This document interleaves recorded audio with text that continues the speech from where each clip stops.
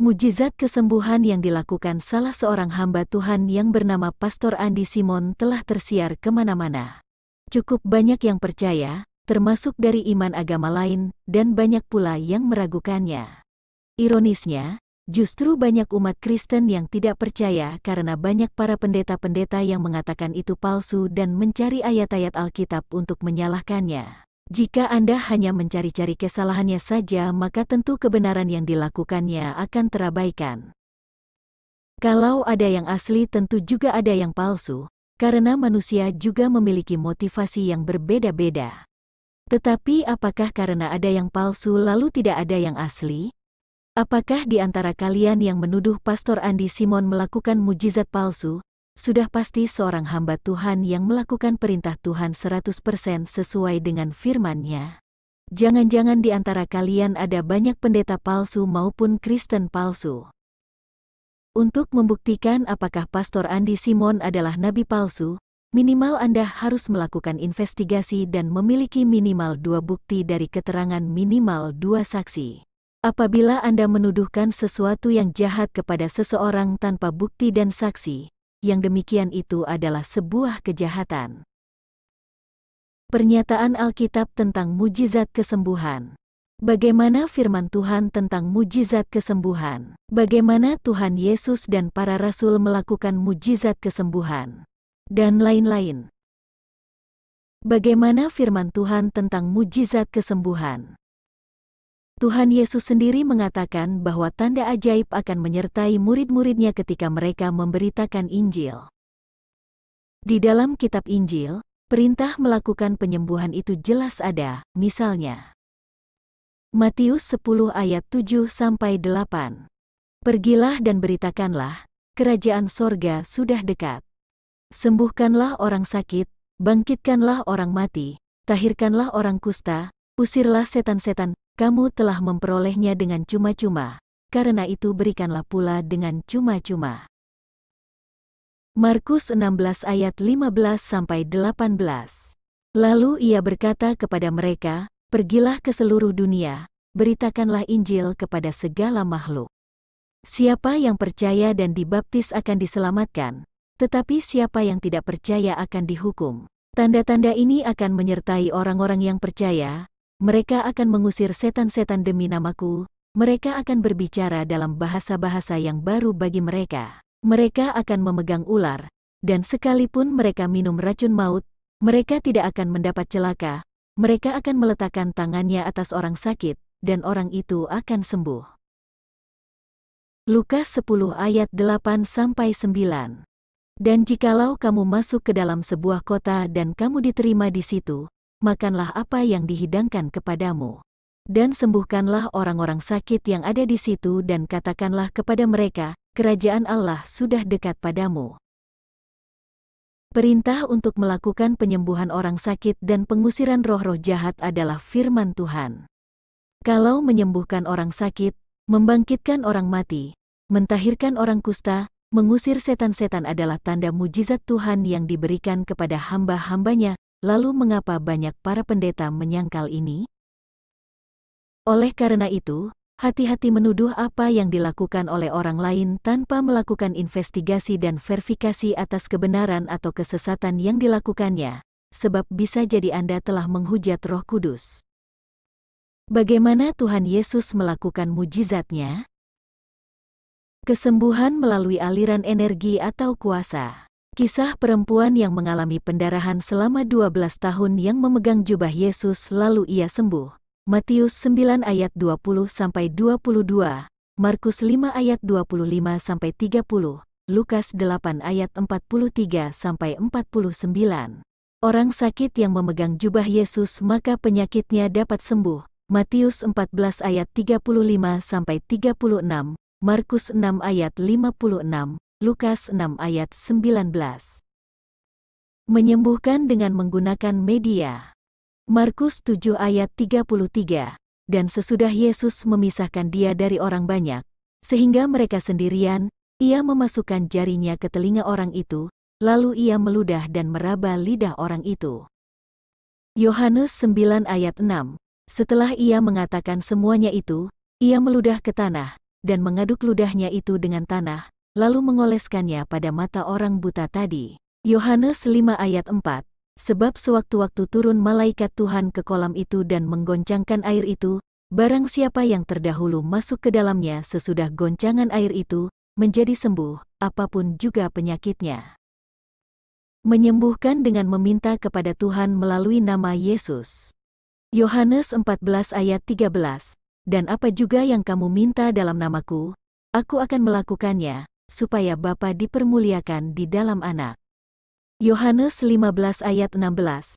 Bukan kamu yang memilih aku, tetapi akulah yang memilih kamu, dan aku telah menetapkan kamu, supaya kamu pergi dan menghasilkan buah dan buahmu itu tetap, supaya apa yang kamu minta kepada Bapa dalam namaku, diberikannya kepadamu. Yohanes 16 ayat 23.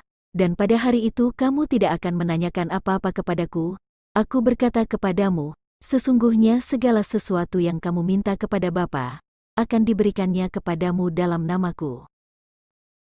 Menyembuhkan dengan perintah, demi nama Yesus. Kisah Para Rasul 3 ayat 6.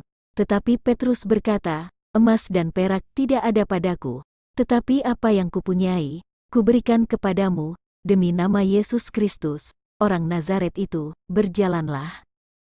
Kisah Para Rasul 16 ayat 18. Hal itu dilakukannya beberapa hari lamanya. Tetapi ketika Paulus tidak tahan lagi akan gangguan itu, ia berpaling dan berkata kepada roh itu, demi nama Yesus Kristus aku menyuruh engkau keluar dari perempuan ini. Seketika itu juga keluarlah roh itu.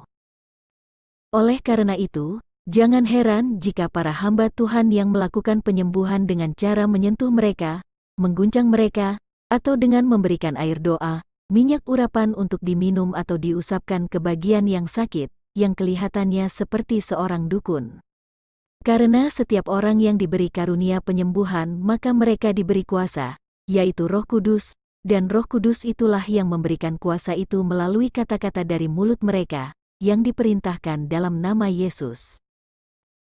Orang tidak dikenal menyembuhkan dalam nama Yesus. Yohanes 9 ayat 38-40. Kata Yohanes kepada Yesus, Guru, kami lihat seorang yang bukan pengikut kita mengusir setan demi namamu, lalu kami cegah orang itu, karena ia bukan pengikut kita. Tetapi kata Yesus, jangan kamu cegah dia, sebab tidak seorang pun yang telah mengadakan mujizat demi namaku, dapat seketika itu juga mengumpat aku. Barang siapa tidak melawan kita, ia ada di pihak kita. Kalau orang lain saja yang menyembuhkan orang yang sakit dengan mengusir setan demi nama Yesus tidak dilarang Tuhan, mengapa para pendeta mengecam hamba Tuhan menyembuhkan orang sakit dalam nama Yesus? Sebenarnya ada banyak ayat-ayat di dalam kitab Perjanjian Baru tentang Yesus dan para rasul yang melakukan mujizat kesembuhan dan pengusiran roh-roh jahat dari tubuh seseorang. Dan kita harus yakin juga bahwa para pengabar Injil setelah zaman para rasul tentu banyak yang melakukan hal yang sama, tetapi tidak mungkin tertulis di dalam kitab Perjanjian Baru, sebab kitab Perjanjian Baru hanya berisi kesaksian para rasul. Mereka dapat melakukan mujizat adalah karena kuasa Roh Kudus yang mereka terima dari Tuhan. Apakah pengutusan Roh Kudus hanya dialami oleh para rasul pada waktu Pentakosta saja? Kalau kemudian ada di antara mereka yang kemudian menyimpang, misalnya ingin tenar atau dipuji, menerima bayaran atau kekuasaan dan yang lain, itu adalah kesalahan orangnya, bukan kepalsuan kuasa yang digunakannya. Masih ingat kisah Simson, seorang hamba Tuhan yang diberi kekuatan, tetapi kemudian menikahi Delila dari pihak musuh yang kemudian mengkhianati dia. Masih ingat kisah Raja Salomo, seorang hamba Tuhan, yang mendapat karunia hikmat tetapi ia berjalan menyimpang dengan mengawini perempuan-perempuan sundal atau penyembah ilah lain, yang kemudian membawa dia ke jalan yang sesat. Jangan heran dan tidak percaya dengan mujizat-mujizat maupun nubuat-nubuat yang dilakukan oleh hamba-hamba Tuhan. Tetapi ujilah roh-roh itu, apakah mereka berasal dari Allah, sebab banyak nabi-nabi palsu yang telah muncul dan pergi ke seluruh dunia. Kisah Para Rasul 2 ayat 17-20. akan terjadi pada hari-hari terakhir. Demikianlah firman Allah bahwa Aku akan mencurahkan rohku ke atas semua manusia, maka anak-anakmu laki-laki dan perempuan akan bernubuat, dan teruna-terunamu akan mendapat penglihatan-penglihatan, dan orang-orangmu yang tua akan mendapat mimpi. Juga ke atas hamba-hambaku laki-laki dan perempuan akan kucurahkan rohku pada hari-hari itu, dan mereka akan bernubuat. Dan Aku akan mengadakan mujizat-mujizat di atas, di langit, dan tanda-tanda di bawah, di bumi, darah dan api dan gumpalan-gumpalan asap. Matahari akan berubah menjadi gelap gulita dan bulan menjadi darah sebelum datangnya hari Tuhan, hari yang besar dan mulia itu. Tentang iman. Ibrani 11 ayat 1-3. Iman adalah dasar dari segala sesuatu yang kita harapkan dan bukti dari segala sesuatu yang tidak kita lihat. Sebab oleh imanlah telah diberikan kesaksian kepada nenek moyang kita. Karena iman kita mengerti bahwa alam semesta telah dijadikan oleh firman Allah, sehingga apa yang kita lihat telah terjadi dari apa yang tidak dapat kita lihat. Jika seseorang belum menerima Yesus sebagai Tuhan dan Juru Selamatnya, apakah dia akan merasa keturunan dari mereka yang telah diberikan kesaksian tersebut? Oleh karena itu, iman timbul bukan hanya karena mendengar, tetapi melalui indera-indera kita. Pertama, mendengar. Iman timbul dari pendengaran, dan pendengaran oleh firman Kristus, Roma 10 ayat 17. Dengan memberitakan Injil maka akan ada orang yang percaya kepada Yesus Kristus. Tetapi orang yang bagaimana yang dimaksud dalam ayat ini? Bagaimana dengan orang dari agama lain dapat beriman kepada Yesus hanya dengan mendengar Injil? Sebab ada yang sudah didoktrin jika hanya agamanya yang benar dan Injil itu telah dipalsukan. Kedua, melihat atau menyaksikan. Karena melihat dan menyaksikan juga dapat membuat orang lain beriman, kebenaran sebuah berita yang didengar juga perlu dibuktikan. Bagi mereka yang terlahir bukan dalam lingkungan Kristen, beriman tanpa pembuktian juga hal yang sulit. Oleh karena itu Tuhan memberikan karunia penyembuhan, pengusiran roh-roh jahat menjadi sebuah bukti kebenaran untuk menjadikan mereka beriman. Di zaman Yesus banyak orang beriman karena mereka menyaksikan tanda atau mujizat yang dilakukan oleh Yesus, termasuk kematian, kebangkitannya dan kenaikannya ke sorga. Yohanes 4 ayat 48. Ketiga, merasakan atau mengalami sendiri mujizat Tuhan. Jika pendeta saja ada yang tidak percaya mujizat kesembuhan apalagi dari orang dari agama lain. Ada banyak orang yang memiliki tipikal seperti si Thomas yang disebut di dalam Injil Yohanes 20 ayat 25. Thomas berkata, "Sebelum aku melihat bekas paku pada tangannya dan sebelum aku mencucukkan jariku ke dalam bekas paku itu dan mencucukkan tanganku ke dalam lambungnya, sekali-kali aku tidak akan percaya." Yohanes 20 ayat 25. Keempat, dilawat Tuhan secara supranatural. Untuk orang-orang yang berbeban berat, tidak mengenal Tuhan, maka Tuhan akan melawat mereka secara pribadi. Misalnya, para murtadin, mereka yang berbeban berat lalu dibebaskan oleh Tuhan, mereka yang mengalami mati suri, dan lain-lain. Paulus yang membenci Yesus dan pengikutnya langsung dilawat Tuhan ketika dalam perjalanan ke Damaskus. Tentang penginjilan. Yesus berkata, Matius 10 ayat 16, "Lihat, aku mengutus kamu seperti domba ke tengah-tengah serigala, sebab itu hendaklah kamu cerdik seperti ular dan tulus seperti merpati." Lukas 10 ayat 3, "Pergilah, sesungguhnya aku mengutus kamu seperti anak domba ke tengah-tengah serigala." Apakah semua para pendeta merasa sebagai orang yang melakukan perintah Tuhan menurut ayat-ayat di atas? Penginjilan yang dilakukan oleh hamba-hamba Tuhan sekarang ini terdiri dari dua golongan, yaitu pemberitaan Injil di lingkungan internal dan eksternal. Hampir 70-80% para pendeta melakukan penginjilan hanya kepada umat anggota gerejanya, atau karena diundang oleh sebuah kelompok atau mengadakan KKR. Hanya sekitar 20-30% sisanya melakukan penginjilan kepada mereka yang belum mengenal Injil, yaitu orang yang ada di daerah-daerah pedalaman.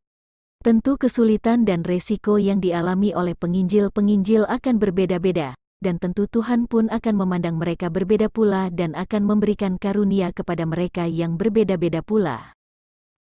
Pada kondisi yang sama pun masing-masing hamba Tuhan juga memiliki motivasi yang berbeda. Ada yang merasa terpanggil menjadi pengabar Injil, dan ada yang merasa pengabaran Injil hanya sebagai pekerjaan untuk mendapatkan uang. Untuk golongan seperti ini maka kuasa Roh Kudus akan kecil. Bahkan bagi penginjil yang hanya memikirkan uang tidak akan ada kuasa Roh Kudus kepadanya. Jika Anda seorang yang merasa hamba Tuhan, tetapi tugas itu hanya sebuah pekerjaan untuk mendapatkan uang, bagaimana Anda akan mendapat karunia penyembuhan dan dapat mengusir roh-roh jahat dari dalam diri seseorang?